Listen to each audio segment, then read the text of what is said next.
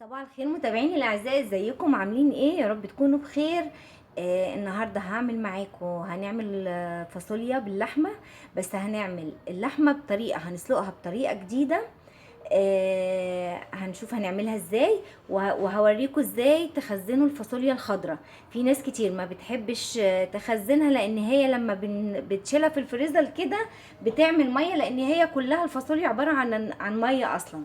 خلاص، فانا هوريكم طريقه الحفظ بتاعتها، ازاي نشيلها في الفريزر وهنطبخها معاكم، وهوريكم هنسلق اللحمه بطريقه جديده. يلا تابعوا الفيديو، يلا نسمي بالله ونصلي على الرسول عليه الصلاه والسلام. انا عندي هنا لحمه اهو، طبعا الكميه اللي انتوا عايزينها والقطعيه اللي انتوا عايزينها. خلاص. وعندي هنا بصل مقطعاه اهوت عادي بالسكينه، عايزين تفرموه بالكب عادي مفيش مشكله. هجيب البصل بتاعي، هطعمه كده بشويه فلفل اسود، هدعكهم كده بالفلفل الاسود. خلاص. وشويه سكر صغيرين، عايزه اقرب لكم الكاميرا كده اهو. وربع معلقه سكر صغير كده كده، السكر بيساعد على سوى اللحمه. خلاص، مش بنكتر، ربع معلقه صغيره. خلاص. هعمل ايه؟ هعمل حركه حلوه قوي في اللحمه قبل ما اسلقها. انا طبعا حاطه عندي ميه بتغلي على النار اهو. خلاص. هجيب البصله بتاعتي دي كده وادعكها بالملح انا ما حطيتش ملح، الملح مش هنحطه غير في الاخر. خلاص. هدعك البصله بتاعتي كده بالفلفل كويس وشويه السكر. خلاص. وبعد كده هنزل باللحمه بتاعتي كده عليها. خلاص. هتبل اللحمه بالبصل والفلفل الاسود كده اهو، وهسيبها على ما الميه تغلي. الميه تغلي هنزلها بيها على طول واسلقها. خلاص، هي سهله خالص ما فيهاش حاجه، بس الخطوه دي بتخلي اللحمه طعمها جميل، متشبعه بالبصل بالفلفل الاسود، بتديها طعم حلو قوي. خلاص. هركن دي كده اهوت لحد الميه ما تغلي، ونشوف هننزل بيها هنعمل بيها ايه. تاني حاجه، انا عندي الفاصوليا اهو. انا عايزه اقول لكم، انا بغسل الفاصوليا الاول قبل ما اقطعها. ليه ما بغسلهاش بعد ما بقطعها؟ عشان لما بقطعها الفايده كلها بتاعتها بتنزل في الميه. ليه؟ طبعا التقطيعه في ناس بتقطعها يعني كل واحد وراحته. انا عن نفسي بحب اقطعها كده ايه، كده سليمه. في ناس بتحب تقسمها اتنين، في ناس بتحب تعملها اصغر من كده، في ناس بتقلمها بتعملها كده. فالتقطيع حسب التقطيعه اللي انتوا عايزينها. خلاص. انا عن نفسي بعملها كده اهو، كده او كده عادي، يعني سواء كده اهو، كده عدله كده، او بقلمها كده تبقى ايه سمبوكسات كده. خلاص اهو. خلاص. في ناس بتحب تقطعها تبقى صغنطوطه خالص كده صغيره. طبعا ده اختياري حسب ايه راحتكم انتوا. فانا بجيبها اشيل العنقود بتاعها من هنا ومن هنا، واغسلها كويس، وبعد كده اقطعها. انا طبعا هقطع الكميه دي وايه، وهرجع اوريكم هعمل فيها ايه تاني. انا عندي هنا كده الميه غليت اهي، يلا ننزل باللحمه بتاعتنا. بصوا يا حبايب قلبي، الميه غليت اهي. هاجي بقى انزل باللحمه بتاعتي كده بسم الله اهو، بالبصل بتاعها كده زي ما هي اهو. خلاص. انزل كل البصل كده فيها اهو. وهحط لها ايه بقى؟ هحط لها ورقتين لوري اهو. خلاص. وحبه رشه كده بسيطه من الحبهان المطحون اهو. وزر ورد، طبعا عارفين زر الورد دوت اهو، اللي بنحطه على البهارات بتاعتنا، ده برضو بيدي الشوربه طعم حلو جدا. خلاص. طبعا اللي عايز يضيف طماطم، اللي عايز يضيف جزر، اللي عايز يضيف فلفل، اللي عايز يضيف اي حاجه يضيفها. بس انا النهارده عايزاها كده شوربه لحمه كده صافي، يعني ما فيهاش اي حاجه. فعشان كده انا هعملها النهارده كده ساده من غير ما احط لها طماطم ولا جزر ولا اي حاجه. خلاص. هتغلي معايا غلوتين، وهوطي عليها واسيبها تكمل سواها على نار هاديه. يلا بقى نكمل نشوف الفاصوليا بتاعتنا هنعمل فيها ايه. بصوا يا حبايب قلبي، الفاصوليا اهي اتقطعت. يلا بقى نشوف هنعمل فيها ايه، ازاي هنطبخها وازاي هنخزنها.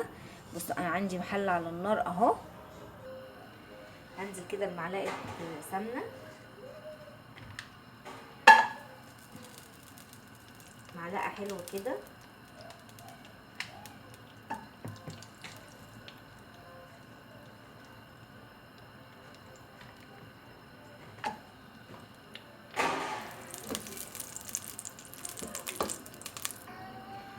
عندي بصل اهوت مقطعاه، مش هحمره، يا دوبك بس يدبل كده.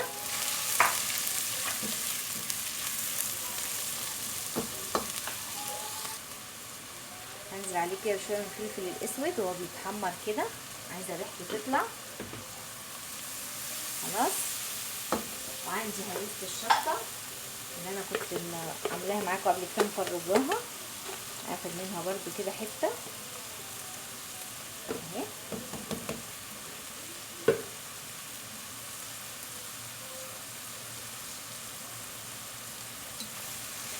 اشوح البصل بتاعي كده. اول البصل بتاعي ما ريحته تطلع كده بالفلفل الاسود انزل بالفاصوليا على طول.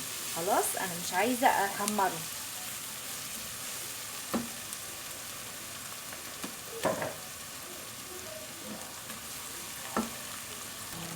كده خلاص البصله عندي كده دبلت وريحتها طلعت اهو. انزل بقى بالفاصوليا بتاعتي كده اللي انا مقطعاها. بسم الله اهو.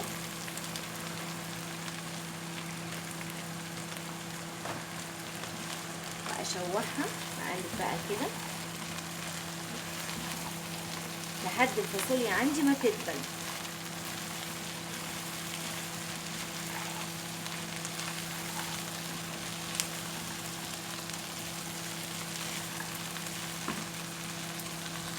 بصوا يا حبايب قلبي، عايزه اوريكم اللحمه. بصوا شوربتها عامله ازاي.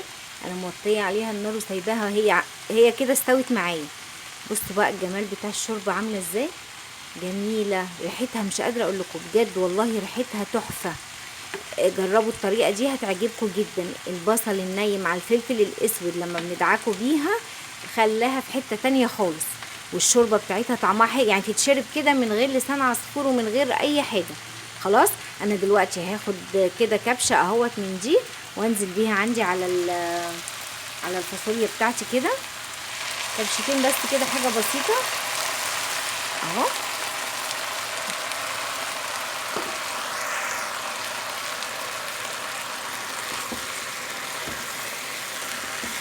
شايف ريحتها تحفه كده.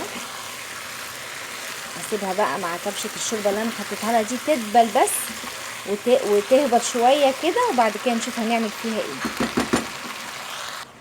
بصوا حبايب قلبي، انا كده عندي الفاصوليا دخلت نص، تعتبر نص سوا، لونها غير وكشت معايا اهي، واتشوحت كويس جدا بالبصل وكبشه الشوربه اللي انا حطيتها لها. اللي عايز بقى في المرحله دي يشيلها على كده من غير يشيلها بقى، يشيل شويه، يشيلها كده وتبرد ويحطها في اكياس ويحطها في الفريزر، هتبقى معاه في منتهى الجمال. ويطلعها بقى ايه، يسقطها في الصلصه. خلاص. لكن انا بقى بحب احط لها الصلصه بتاعتي قبل ما بشيلها. يعني انا كده اهو عندي هي كده لسه نص سوا.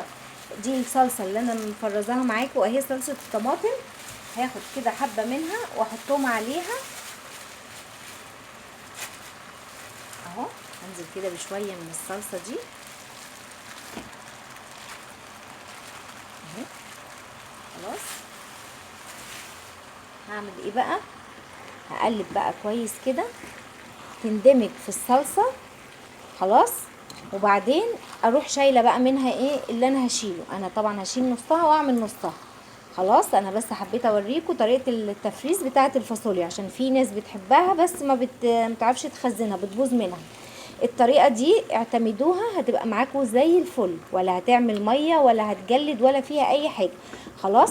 تفك بس الصلصه بتاعتي دي كده، وهاخد بقى الكميه اللي انا عايزه اشيلها وهحطها لما تبرد، وبعد كده احطها في كيس واحطها في الفريزر واطلعها اكمل سواها بقى.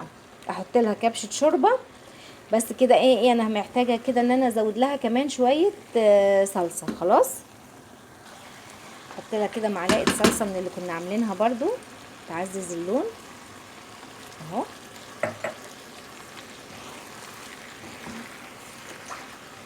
خلاص. وهطلعها وبرضو هبقى اطلعها واوريكم وانا بطبخها اكمل سواها بقى. احط لها كبشه شوربه وخلاص. هي كده فيها الطماطم بتاعتها وفيها كل حاجه. خلاص اهي. اعتمدوا الطريقه دي هتبقى معاكم زي الفل. انا بقى هشيل وبعد كده ايه هزود الباقي كبشه شوربه واسيبها تكمل سواها. هشيل شويه كده، اجيب طبق. خلاص انا شلت شويه اهم، اسيبهم يبردوا بعد كده احطهم في كيس واحطهم في الفريزر. ودي بقى هنزل كده بكبشتين شوربه عليها واسيبها بقى ايه تكمل سواها.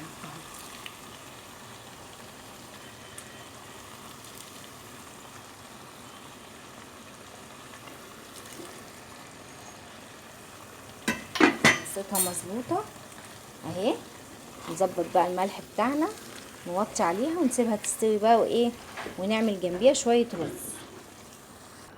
اهو بص يا حبايب قلبي، بعد ما شلت منها بقى اهو حطيت زودتها شويه شوربه، حطيت بقى نزلت باللحمه بتاعتي فيها تكمل سواها فيها كده تشرب من الصوص، وزودتها شويه شوربه بقى واوطي عليها واسيبها ايه بقى الفاصوليا تكمل سواها واللحمه تشرب من صوص الفاصوليا كده تبقى جميله جدا. خلاص نوطي عليها بقى ونعمل شويه الرز بتاعنا. بصوا يا حبايب قلبي، بعد الفاصوليا بتاعتي بقى كده ما استوت اهيت باللحمه، اجيب بقى ايه كده ايه ربع معلقه توم مفروم. بحب اعمل لها الحركه دي قوي، بتخلي طعمها حلو جدا. اهي ربع معلقه توم مفروم اهي، واحطها فيها نيه بعد ما تستوي خالص، واقفل عليها واغطي عليها واسيبها بقى. وشموا بقى ريحه الفاصوليا عامله ازاي، تحفه وبتديها طعم حلو جدا جدا جدا. خلاص اللي ما بيحبش التوم في الاكل ما يستغنى عن الخطوه دي، بس دي بتفرق في الطعم، بتخليها تحفه. خلاص نغطي عليها بقى ونسيبها. حبايبي الحله اهي فيها سمنه، هنزل كده بشويه شعريه بتوعنا كده. انا عملت معاكم الرز قبل كده وعاملاه في فيديو لوحده للبنات الصغيره، بس انا هعمله معاكم بس كده دلوقتي اهو على طول.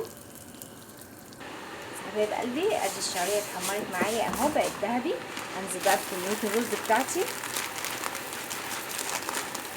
الرز دوت طبعا على الحله اللي هو ايه في اكياس، بيبقى نضيف، انا ما بغسلوش